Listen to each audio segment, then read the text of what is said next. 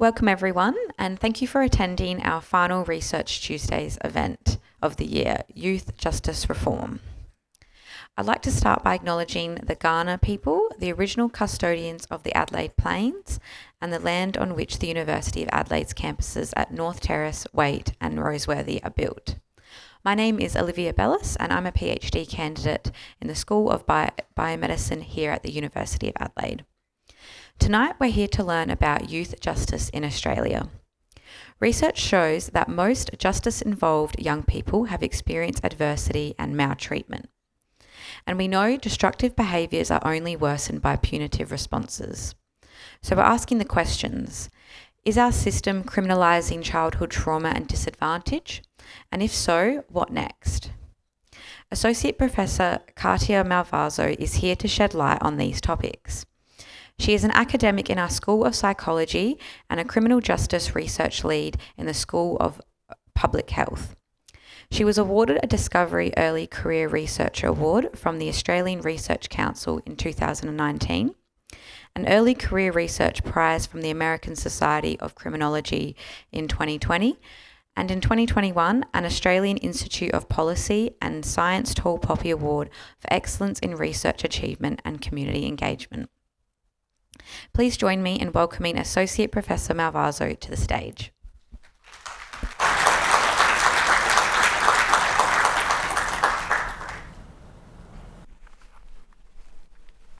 Hi everyone, I'd like to also acknowledge that we're meeting on the lands of the Kaurna people and pay my respects to elders past and present.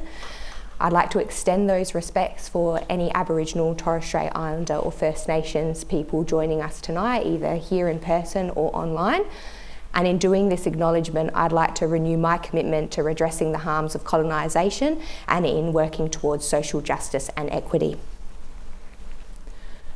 Last week, we lost a giant in the field, and I'd like to pay tribute to David Farrington, one of the most influential and inspirational criminologists in our field and of his generation. He's well known and well respected for his scientific rigour, but also for his down-to-earth and kind nature. David gave so generously of his time for so many, including myself, and so I'll be forever grateful for all that he has taught us.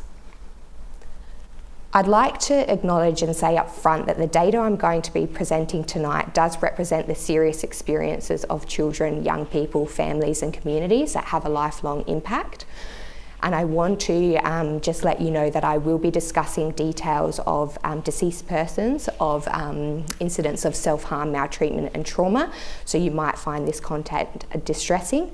Please reach out for supports and look after yourselves. So I want to start by posing this question: why should we care about youth justice system reform? And I'd like you to hold that question in your mind as we go through the presentation tonight, and we'll return to it a bit later. But I do want to say up front that I've found putting this talk together really challenging. The topic of youth crime is a really emotive one. It's very nuanced and there are no simple answers. And especially when there are a number of different perspectives on the solutions to this challenge. I want to acknowledge the experience of victims and the devastating impacts that those responsible for harm have on individuals and communities. But tonight, I want to talk to you about thinking differently when those who are responsible for harm are children. And I want to make the case tonight that they are first and foremost children. They're children first, offenders second. And we have a collective responsibility as a community, and our governments have a responsibility to uphold the human rights of these children, to promote their safety and well-being, while also investing in approaches that are evidence-driven and that can keep our community safe from crime. I want to start by reflecting on the public discourse of youth crime. And these are some examples of headlines that have recently permeated our media outlets.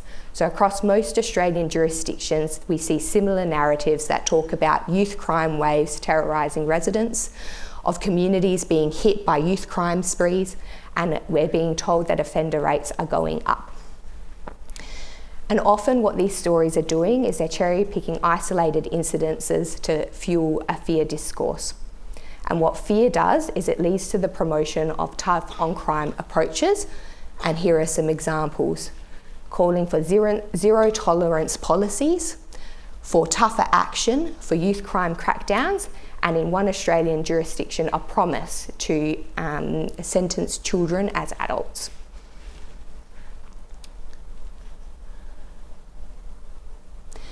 Now, these punitive responses, not only do they breach the human rights of children, but they are very expensive ways of making our community less safe. And importantly, they're not actually based in evidence.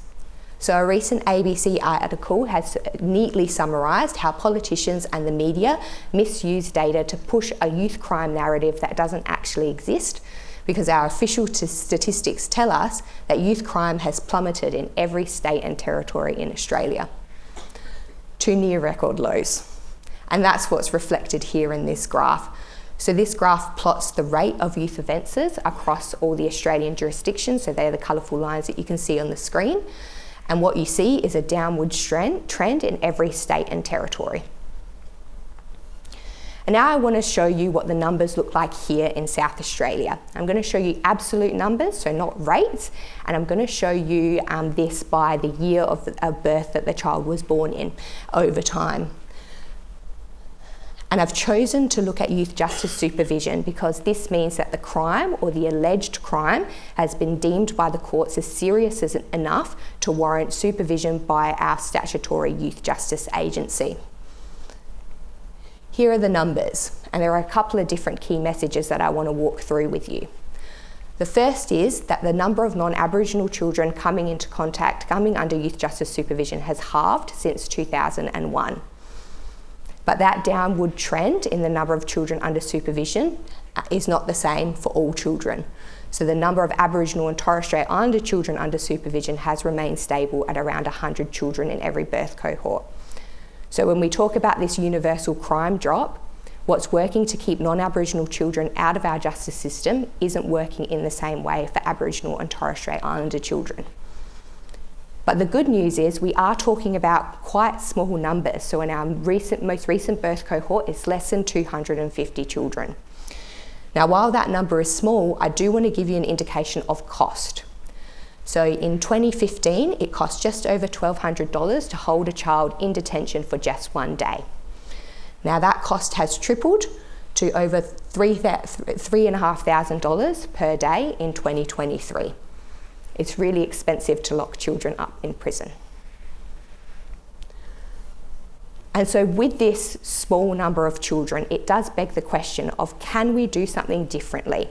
Can we think about how we can invest and provide the supports required to keep all of these children out of the justice system?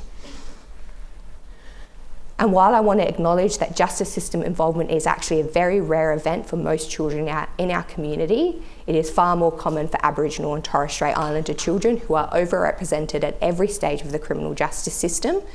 And despite accounting for less than 5% of our community, they make up more than half of our youth justice system. They are 18 times more likely to be held in detention, and this has been described as a national crisis.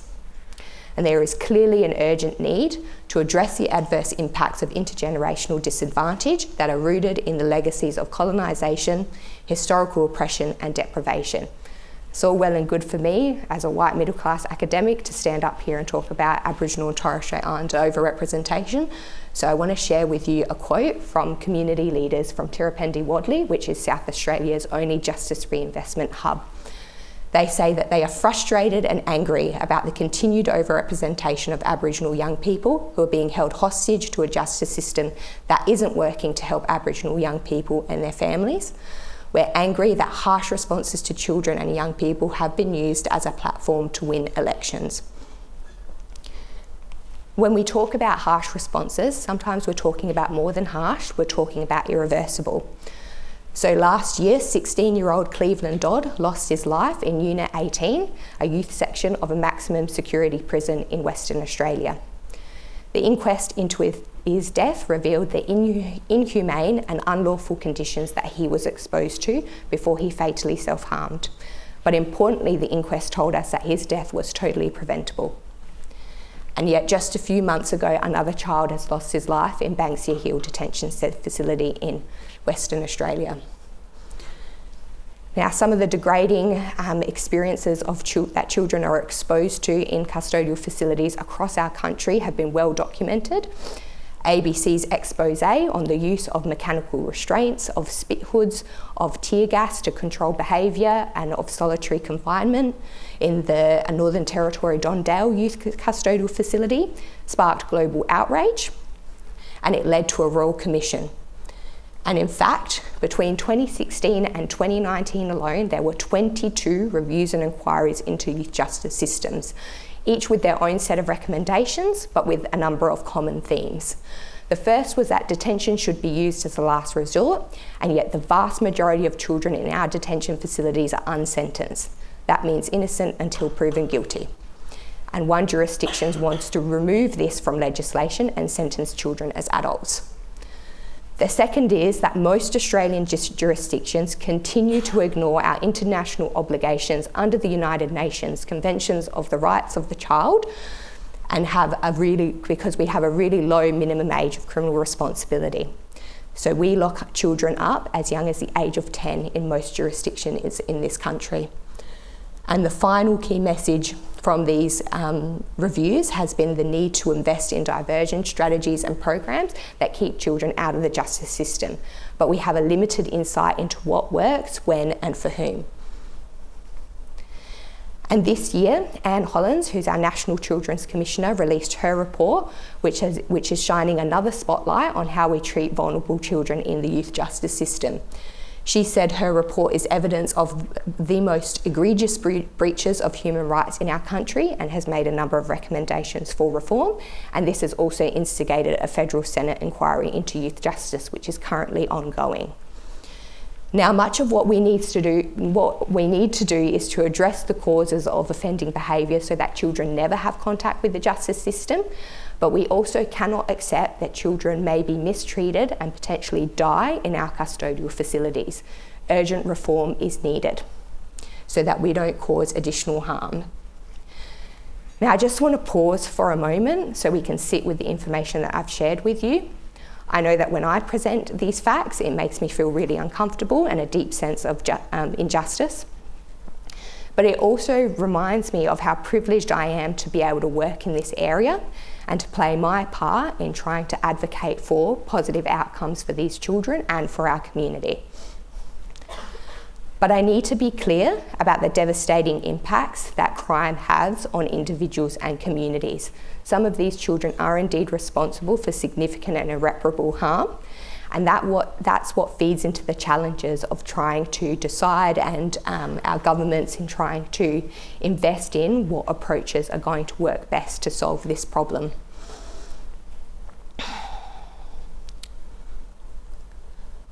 And I guess that's what also feeds into the tensions that we have in the overall operating philosophy of youth justice agencies, where the remit is community safety. But in order to achieve community safety, we need to prevent children from coming into contact with the justice system, and we need to prevent them from reoffending and coming into contact for a second, third, fourth time. And so it brings us to the question of, well, what is the purpose of youth justice? Is it to maintain community safety through care or through control? And so on the one hand, we can think about reducing the risk of reoffending by focusing on the best interests of children, by promoting welfare responses, particularly those that focus on addressing experiences of victimisation and trauma. Or we can think about reducing reoffending by controlling behaviour through the imposition of sanctions and a focus on individual deterrence. What we know is that our current system isn't working as well as it should be. 3 in 4 children who are sentenced to detention will return within 12 months. And we also know that punitive responses don't work to reduce offending behaviour, and in fact, they often make things worse. So we need to generate the evidence to show which responses are most effective in both meeting children's needs and in keeping the community safe. And that leads to what we do. So I lead a program of research that's about better understanding pathways into the justice system, with a particular focus on the role that child maltreatment or child protection system contact plays in these pathways. And the overall goal is to identify opportunities for prevention across the life course. Now, when we talk about prevention, you probably think early in life, and indeed some of our research focuses on the role of early childhood health, social, economic disadvantage and how those influence these pathways. But my definition of prevention is it's never too early and it's never too late. So that means much of our work focuses on what happens later in childhood and in adolescence so that we can better meet the needs of justice-involved children, prevent them from continuing offending and from transitioning into the adult correctional system. Now, I'm up here giving this presentation, but I don't work alone. I've benefited from many collaborative relationships with a lot of great thinkers across criminology, psychology and public health, and you can see some of their names on the screen today. I'd like to recognise the contribution that current and former research associates and students have made to this program of work, and I would like to acknowledge the mentorship I've received that has shaped my thinking in this area. And this year we've also benefited from the advice of a governance group who are holding us accountable to ensuring that our research is meaningful and relevant, and who are advising us based on both living and learned experience. Of course, the work isn't possible without the support of a number of different funding sources, including the University of Adelaide. And so tonight, I want to share with you 8 insights into the lives and circumstances of justice-involved children and young people. And my hope is that by sharing this with you, we can think differently about the behaviour of these children. And if we can understand a bit more about their needs and their experiences, then this opens up the opportunity for better policy and practice responses. And so I'll also tell you what I think these data mean for evidence-driven reform. I'm going to briefly introduce the 2 data sources that I'll be drawing on in this presentation. The first is the Better Evidence, Better Outcomes Linked Data Platform, or BBOLD. BBOLD includes all birth cohorts of children from 1991 born or living in South Australia, and what it allows us to do is to follow cohorts of children as they have contact with different parts of our service system, and that's what you can see represented by all those different colourful tiles on the screen. BBOLD is a public good asset, so we use it to try to answer questions of policy and practice importance. So tonight I'm going to share with you a bit about how we use it to understand the characteristics and needs of justice-involved children, their pathways through the system, and the intersections with other key agencies like child protection and health. Now, BBOLD is really helpful for helping us understand the size and the scope of some of these challenges, and that's really important for service planning, but it's also important that we collect psychologically relevant information so we have a much deeper insight into the needs of these children. And the best way to do that is to talk to the children themselves. And so in 2019, I embedded myself in the youth justice system in the community and visiting our custodial facility and inviting children to talk to me about their experiences. And my absolute favourite statistic to report from this piece of work is the overwhelmingly positive response rate that we had. So about 90% of children who were asked agreed to participate in this work. So in the end, I was able to talk to 184 children who generously gave up their time to tell me about their experiences. And that's where I want to start tonight. We wanted to ask children and understand a bit about their experiences up until the point of them coming into contact in the justice system and talking with me. And so we asked them about 13 different adversities, and what we found is justice-involved children report experiencing significant individual, family and community-based adversity. So first we asked them about experiences of abuse. Almost 3/4 told us that they had experienced physical abuse. Almost 1 in 5 told us they'd experienced sexual abuse, and more than 3 in 4 told us they'd experienced emotional abuse. We asked them about different forms of neglect, and again, more than 3 in 4 told us that they'd experienced some form of neglect. We asked about household challenges, so things like exposure to family violence, parental separation, living with a family member or a parent who had substance use problems, who had mental illness challenges, or who'd experienced imprisonment. And you can see that over 1/3 to 3/4 of children endorsed these experiences. We asked if they'd experienced the death of a close friend or a family member, if they'd been exposed to neighbourhood violence, or if they'd experienced bullying. And again, you can see more than 2/3 endorse these experiences. Now, overall, fewer than 5 children reported 0 of these adverse childhood experiences, or ACEs. 162, 88% reported experiencing 4 or more. So we're not talking about single isolated incidences, we're talking about multiple reoccurring incidences. Because we also asked about frequency, so how often they experience these adversities. And what we found is that 92% experience at least one ACE often or very often. And you can see the proportions there on the screen that a lot of children actually endorse experiencing multiple of these ACEs often. And so we now have clear evidence that adversity characterises the South Australian youth justice population. And we know that our estimates are up to 4 times higher than what we see in the international literature. And we know this because we also did a systematic review of more than 120 studies on this topic around the world. And so that really emphasised to us the need to collect local data, because that's the information that we need to plan services and to for investment in appropriate and support and the effective services that are going to work to meet the needs of these children. And so we really need to ask and listen to what children tell us about their needs and experiences. And what we've learned is that we need to better understand and address the impact that life events have on child development and on justice system involvement. Now, there's a little bit of tension in the field around experiencing adversity and how that's not the same as being traumatised in the clinical definition of the word trauma, and how not all traumatised individuals go on to have contact with the justice system. So we also wanted to measure current symptoms of trauma in the youth justice population. And what we found is that almost all children under youth justice supervision report experiencing symptoms of trauma. So I'll walk you through what we found in this graph. More than half of the children scored in the symptomatic ranges for anxiety, depression and anger. 2/3 scored in the symptomatic ranges for post-traumatic stress and dissociation. And more than 1 in 10 experience symptoms of sexual distress. So not only does adversity characterise the youth justice population, but so too does trauma. And this is really important for us to know, because it tells us something about the mechanisms that link adversity, trauma and offending behaviour. And so we know from the psychological literature that trauma leads to the development of what's called maladaptive coping mechanisms. So thinking about, substance use, thinking about inhibitions in impulse control. And this is what increases the risk for youth justice system contact. And so we know that punishing these behaviours isn't going to work to reduce them. So we need to think about addressing the causes of those behaviours.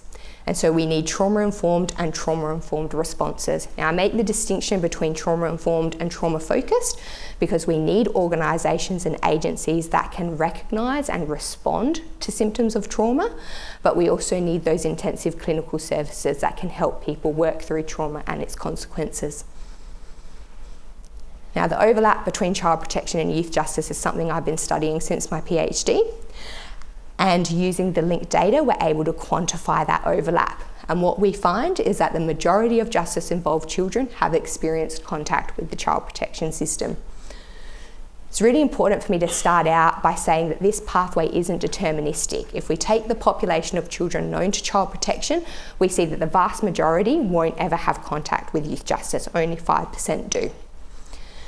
But if we take the population of children under youth justice supervision and have a look at how many had child protection system contact, you can see it's the majority, 84%. This is really important for service planning because it tells us that the youth justice system is supervising children with either current or historical experiences of child protection. And when we take a deeper look at those child protection experiences, what we see is that more than 1 in 3 children have experienced substantiated maltreatment. So that's when the Child Protection Agency has conducted an investigation and verified that maltreatment is either occurring or at high risk of occurring, and or they've spent time in out-of-home care. So that means they've been removed from their families and placed in alternative care settings like foster care, kinship care or residential care. And what we know about child protection involved children is that they're more likely to come into contact with the justice system at an earlier age. They're more likely to experience more serious types of justice system contact like detention, and they're more likely to continue coming into contact with the system. We also know from qualitative research done by colleagues in other states and through my work for the Northern Territory Royal Commission that our systems contribute to the criminalisation of these children in care. So there is evidence and examples of police being called to manage the behaviour of children in these out-of-home care settings that wouldn't happen in a normal family. And so understanding this overlap between child protection and youth justice is key to reform. And we need more responsive out-of-home care services and better coordinated care for those dual-involved children. And importantly, we need stronger protocols and policies in place to ensure that children in care aren't being criminalised. Now, this insight links back to that idea of trauma and its consequences. So we've been able to show that most justice-involved children experience mental health challenges and substance use challenges. And so starting out with the linked data, we're able to follow children until the age of 18 and look at the number and proportion of those children who have a mental health related emergency department presentation or hospitalisation. And what we find is that of those who have youth justice system contact, 39%, more than 1 in 3, will have at least one of these episodes, and that is compared to 6% of the population who have never had youth justice system contact. So that's 6 times higher. We do the same, but for substance use presentations, and what we see again is 26% of the youth justice population will have at least one presentation by the time they're 18, 1 in 4, compared to 3% of the non-youth justice population, so that's 9 times higher. We bring in the child protection data and we look at those dual involved children, so those children who've had both out-of-home care and youth justice system contact, and this number jumps to 60%. So more than 1 in 2 children who have both out-of-home care and youth justice will have at least one mental health or substance use related emergency department presentation or hospitalisation by the time they're 18. Now, we know the administrative data gives us an acute view of these challenges because we're relying on that hospital data, so it's likely going to be an underestimate of the challenges in this area. So we also asked young people in the ACEs study about their experiences, and we found 85% scored in the problematic range for substance use. So remember, admin data 1 in 4, we're now 3 in 4 when we're looking at when we actually ask young people. And half of these young people told us that they used substances because they felt stressed, tense, full of worries or problems. 2 in 3 scored in the symptomatic ranges for internalising problems, that's things like anxiety and depression. 4 in 5 for externalising problems, so things like aggression. 1 in 3 reported wanting to hurt themselves. 1 in 3 reported fear of sexual exploitation. And 1 in 4 reported feeling afraid that someone would kill them. Not only are these mental health and substance use challenges common in this population, but there's evidence that these challenges are becoming more pronounced. And so that's really important for us to know, because when we talk to practitioners, the common narrative is one of multiple and complex needs, and the idea that these needs are increasing. And so that tells us we need to better understand how these challenges are linked to traumatic experiences and to offending behaviour, so that we can ensure we have the intensive multidisciplinary supports necessary to address these challenges. I've told you a bit about the needs and characteristics of justice-involved children. Now I want to tell you a little bit about where they come from, the families that they're born into, and some of the characteristics of their parents. And what we find is that most justice-involved children are born into families who experience significant social and economic disadvantage. So again, using the linked data, we looked at 25 different indicators across 5 areas, and we found that more than 85% of justice-involved children came from families who had at least one indicator of poverty.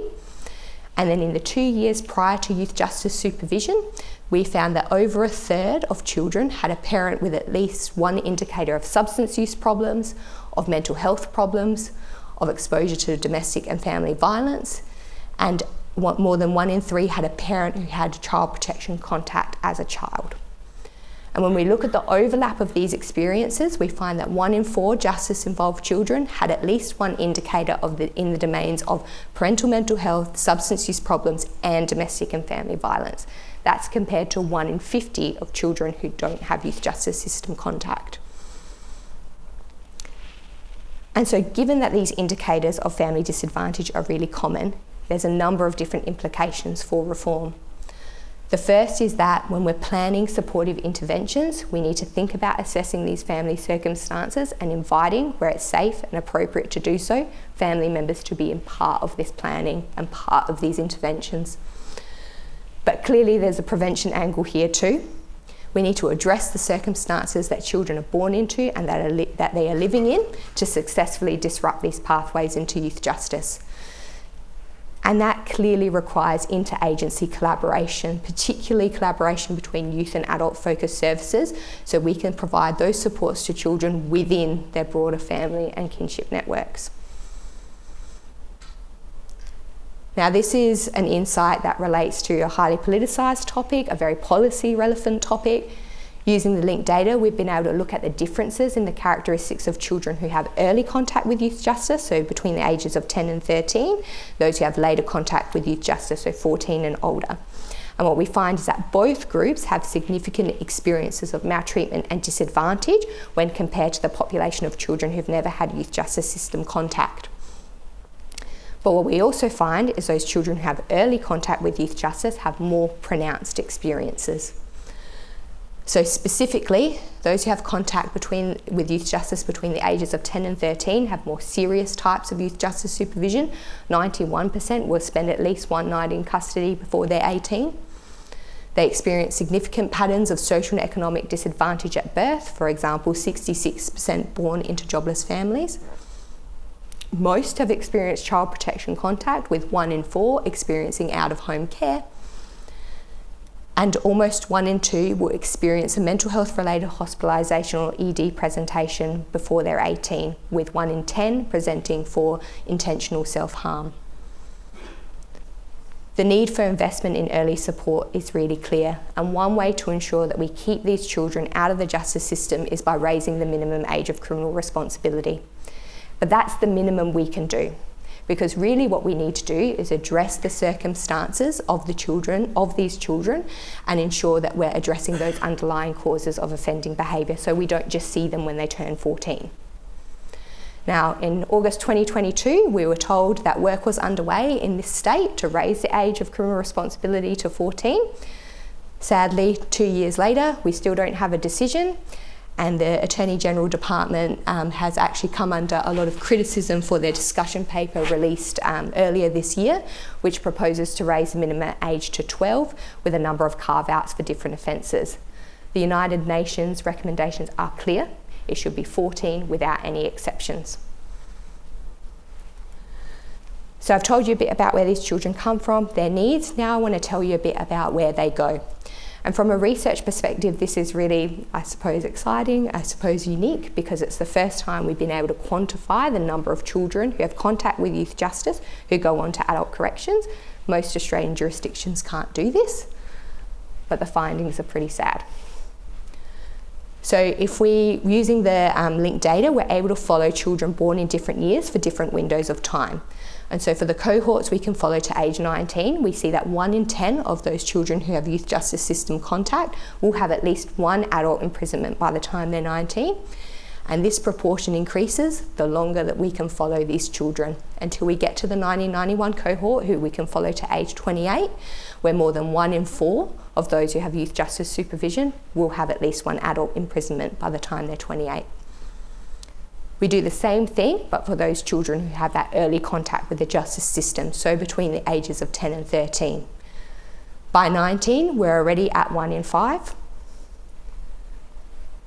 And by 28, almost 1 in 2 children with youth justice supervision between the ages of 10 and 13, followed to age 28, will have at least 1 adult imprisonment. We need to disrupt these pathways.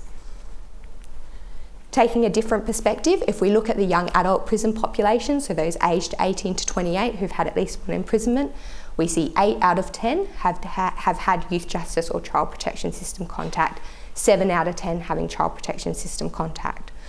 So again, it's clear that child protection and youth justice have a role to play in the prevention of young adult imprisonment. And I go back to my definition of prevention, it's never too late. So we can think about the youth justice system as an opportunity to activate youth, family and community supports to keep these children and young adults out of the justice system. But clearly this is not a task for a single agency, and the picture I've painted for you across the insights has been one of complexity and one of multiple needs, and one that implicates a role for many different agencies, including child protection and health. And so it really is a whole of system response when we talk about prevention. The last insight I want to share with you is that the justice and child protection systems are reinforcing cycles of disadvantage, and this is more pronounced for Aboriginal and Torres Strait Islander children and families. Now, I'm going to be presenting data relating to Aboriginal and Torres Strait Islander children and families, so I do want to recognise and acknowledge that this data is deficit focused.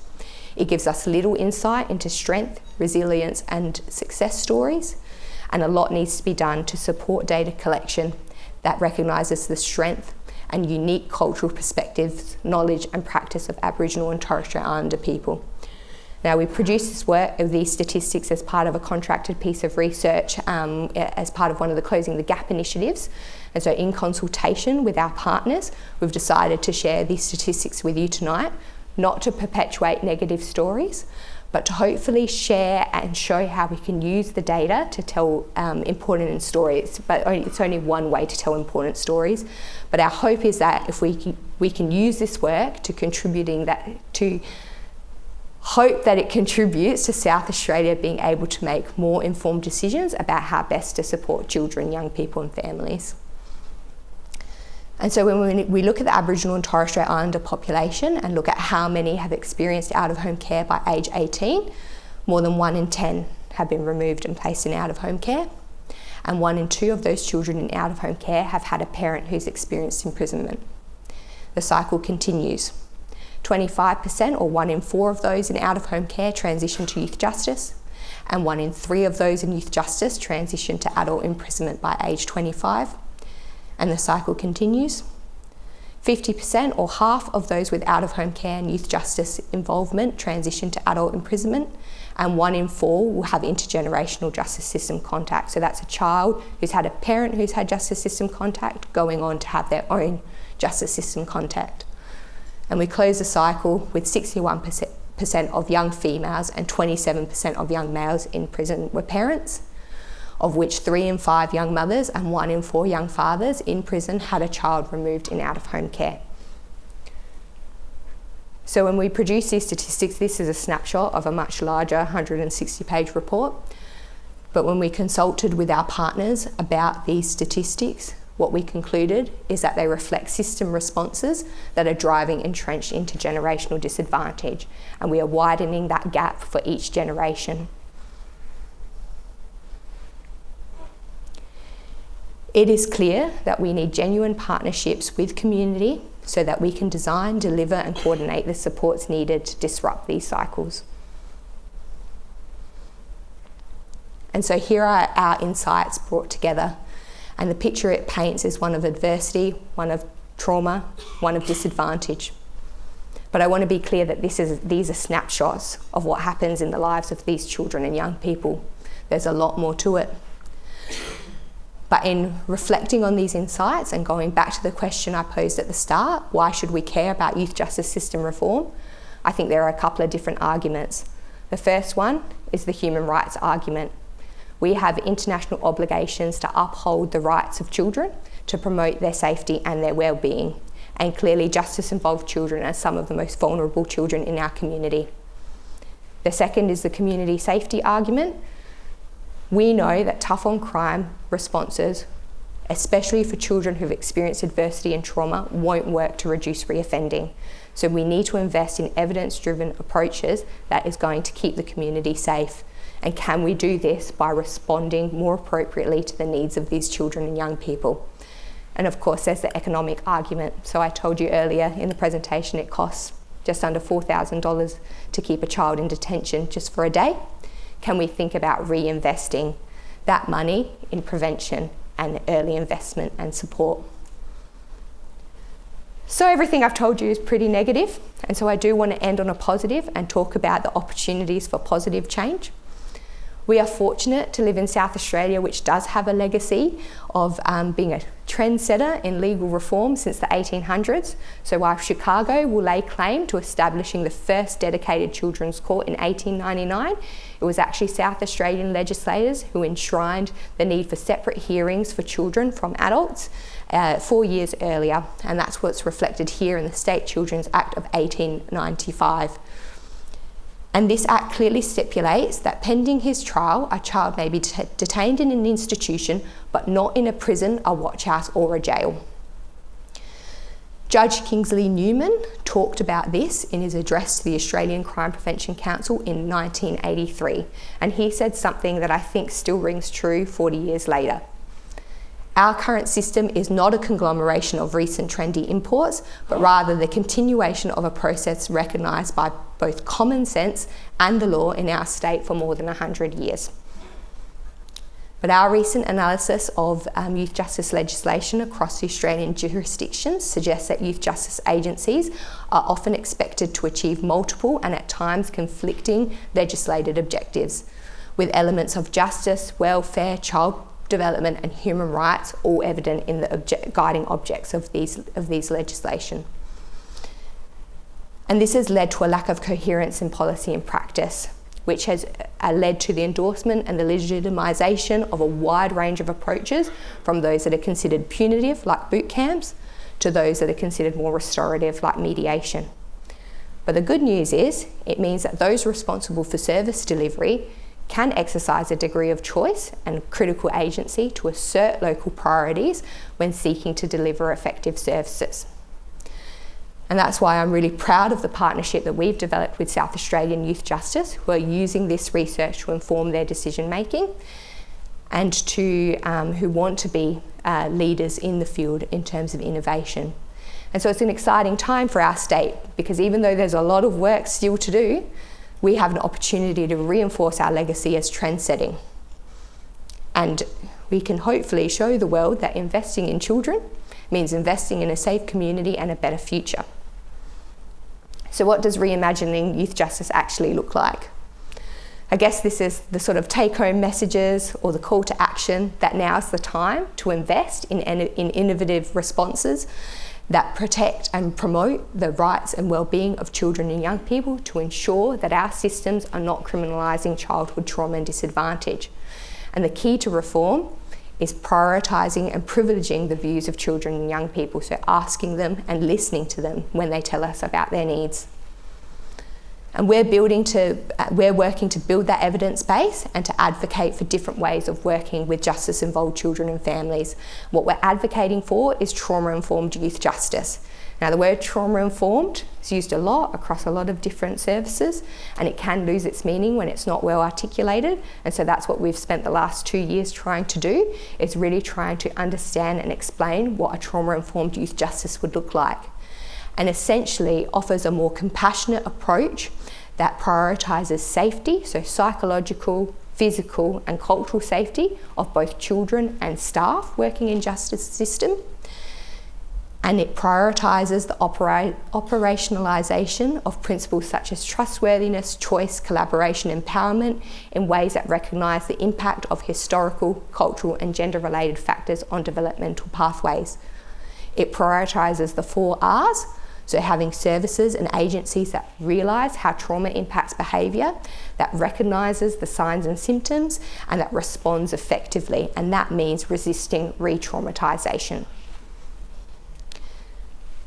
I just want to say that essentially what it offers is a fundamentally different way of working and engaging with children and young people to improve outcomes.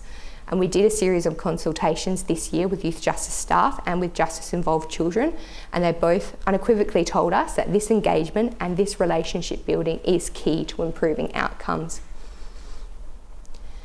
And so what I want to end on tonight is some key priorities in 6 areas for trauma-informed youth justice. And so these are actions that our government can take right now, and that we as community members, as researchers, can support and advocate for. Now I'm going to give you the headlines tonight. There's more detail in the slides, and if you want to understand a little bit more about the thinking that has gone behind these priorities, I've written about them in my submission to the Senate inquiry into youth justice, which you can access online. We need new legislation, one that explicitly states that the purpose of youth justice is to protect vulnerable children and promote their safety and well-being. This means that any criminalisation of children, not just detention, should be used as a last resort. We need developmentally calibrated and trauma-formed approaches clearly articulated in policy that are sensitive to the needs of children of different ages, cultures and genders. We need to invest in the youth justice workforce, so that means ongoing training to improve the capacity and competence of staff to work more effectively with children who've experienced trauma and adversity. We need to actually know if what we're doing is making a difference. So we need to invest in the data infrastructure and data collection to help us monitor and evaluate service delivery so we can actually learn from what we're doing and make improvements. Arguably, this is the most important. We need strong and principled political leadership that stops fueling this fear discourse and that is really clear and intentionally focused on protecting and promoting children's safety and well-being, because that's what will protect the community. And that also means more responsible reporting by the media. And finally, it's through the process of engaging and listening to community, cultural leaders and those with living experiences that will result in innovation and reform. Genuine partnerships are needed. Thank you very much.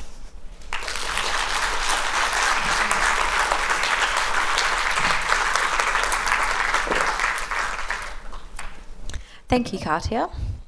We'll now open it up to questions from the audience, and I'll begin with a pre-submitted question. So the first one is, how can youth justice reforms better balance public safety with the need for rehabilitation? Well, I'm hoping that's been really clear throughout the presentation, that if we can meet the needs of children and young people, then we should be able to meet the needs of the community as well. So hopefully a short and simple answer for that one. Thank you.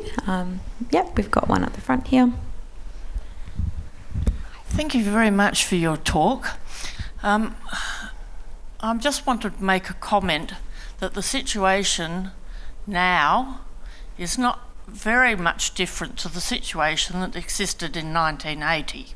So it hasn't got any better. It's probably changed a little bit because it's focused on cities rather than on outback communities. The other thing I'd like to say is I think the answer's fairly simple. We just make juvenile justice retention into schools and we educate the kids. Thank you very much for your comments. I think you're right in the fact that the education system has a big role to play, but I will also make the comment that the statistics shows it's pretty strong that crime has gone down across all Australian jurisdictions for a long time now. So it does beg the question of how we think about this issue as well. And that's also still acknowledging the devastating impacts that crime will have on individuals and families. But thank you very much for your comment.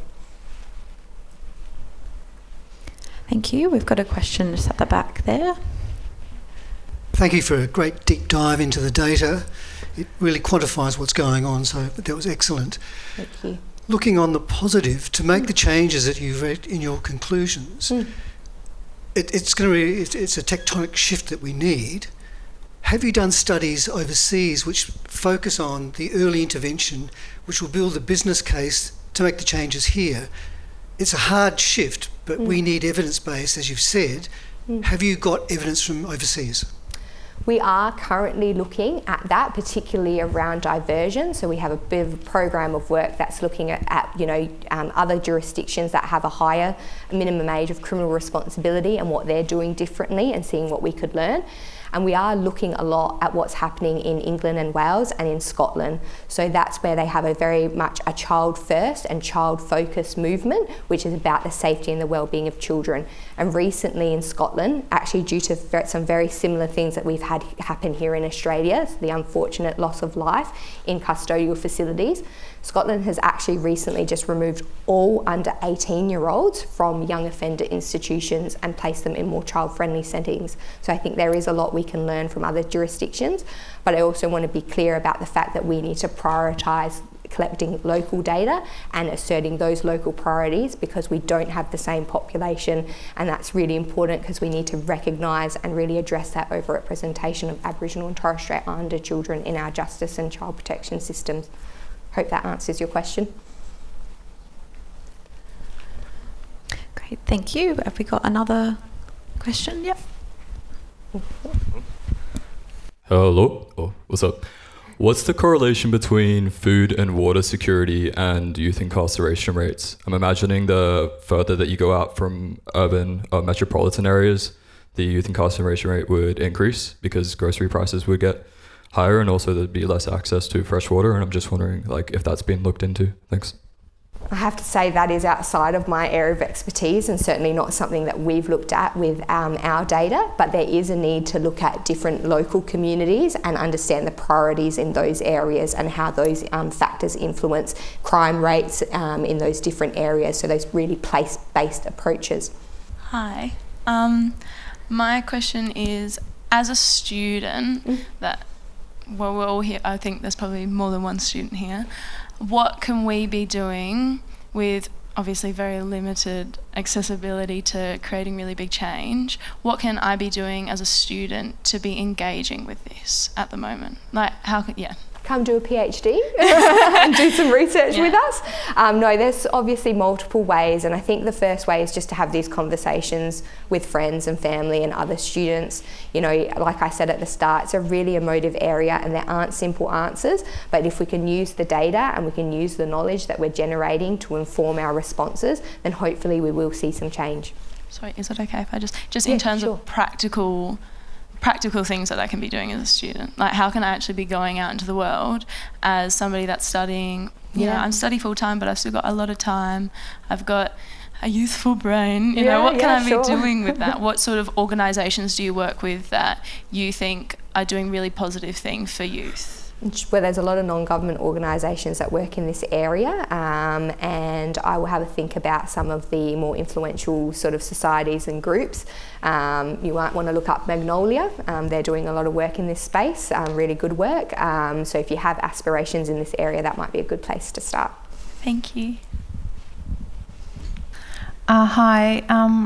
I've just hearing you talk about you know, we need evidence-based reforms, and kind of linking into that gentleman's question up there, but is there actually research happening to look into that so we can draw on those evidence-based reforms to inform? Like, is that actually happening? Is there... I think I can answer that in the sense that we've been working with, just as an example, so the results of this work has led to an ongoing partnership with Youth Justice, and over the last year we've been working at particularly looking at case management and strengthening the way that when children come under supervision that they are worked with, and trying to strengthen that from a trauma-informed perspective. So if we're able to start implementing some of those changes and we collect the data along the way, we can start to evaluate how that's working, and that's certainly the goal, because we do, you know, unfortunately for, you know, governments and economic reasons, we need to show that what we're doing is working. So it's really important to collect that data. But I do, when I say evidence, I want to be clear as well. You know, obviously I'm a predominantly quantitative researcher. I focus a lot on this quantitative data, but evidence takes many shapes and forms, and so we also need to prioritise and privilege other types of evidence, like those community wisdom and knowledge and lived experience. Thank you. Got another question just here. Hi. Is this working? Oh. Hi. I hate public talking, so I feel like I'm going to have a panic attack. So I wrote some things down. you were saying earlier about obviously addressing the causes of crime, and I just want to know in the research that you did, and also knowing that like neurodiversity is overrepresented in the justice system. When you did the research that you did you screen for, say, ADHD or autism, or was that not part of what you were looking at? That wasn't part of what we focused on, but certainly Western Australia, for example, is doing a lot of research in that area, and actually our local youth justice agency did do a disability screening report. So if you do want to see that, that's on the government website and I can flick it to you. So it is something that we're looking at, just not something that we're necessarily focused on tonight. Thank you. But it's important. So I think we have time for one more quick question at the back. Sorry, I don't know how to word this well, but I have seen a lot of social justice reinvestment projects that are, I guess, a bit more indirect, but often grassroots, small, community-led, often by Indigenous leaders. Is there much potential to, or has there been much research in how these things are working? Often they're underfunded as well, and I guess there seems to be a gap between like published data on these things. Correct, is there like what can you speak on that? Yeah, it's really hard because we do have this sort of tendency to fund these sort of pilot programs that are generally very small that then need further investment to upscale, but also we tend to not really fund the evaluation side of things. So then, it gets to the end of the 2 years of that pilot evaluation and we don't actually know if it's made a difference. But the one example that I do know of is Terrapendi Wadley. So that's run by Deborah Moyle. So if you look that up, they're doing some really great work, and it's going to be really interesting to see what they've been able to achieve over the next few years, so we can see if we can scale those types of approaches up. Thank you for your questions. Unfortunately, that's all the time we have for question time. So I'd like to finish now by thanking tonight's wonderful speaker, Associate Professor Catia Malvaso. Thank you.